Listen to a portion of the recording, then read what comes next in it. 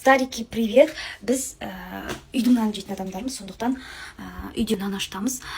И, короче, мен енді біраз уақыт болды, бірақ Пендододан мынадай зат алған болатынмын. Қамыр ашытатын аппарат. И қазір сіздерге обзор жасап көрсеткім келіп тұр. Не көрсетем деймін да. Бүгін реті келіп тұрған сияқты. Қыздар, бұрын үйде нан ашытатын кезде мен сақиналарым барлық іші ұнға толып, оны потом тазалап жүретінмін үнемі каждый раз. И наным то дұрыс ашиды, то дұрыс ашымайды, короче, когда как болып шығатын. И Пендодо деген бір жақсы нәрсе болды ғой. Қараңыздаршы, бір керемет зат. Жарайды, көсөлеме көрсетейін. Так, сонымен қыздар, мен жылы су құйдым. Енді дрожжбен қант саламыз, ашытып алу үшін бірінші.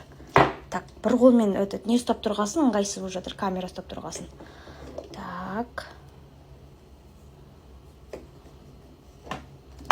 Туф.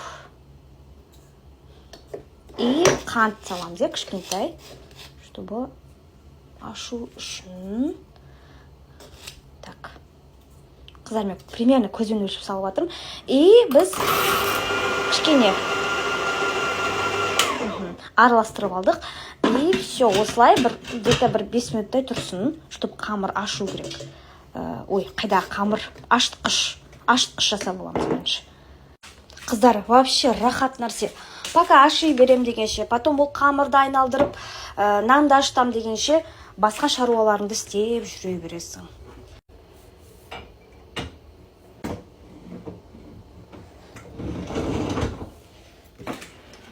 Ал бүгін кешкі асқа бізде палау, сіздерде қалай деп айтады, палау дейтін шығар, барлық жерде де.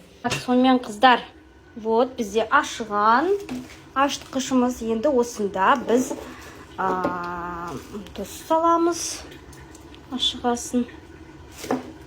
Так, кішкене тағы салайын. И май құямыз кішкентай. Ой. Так, араластырайық.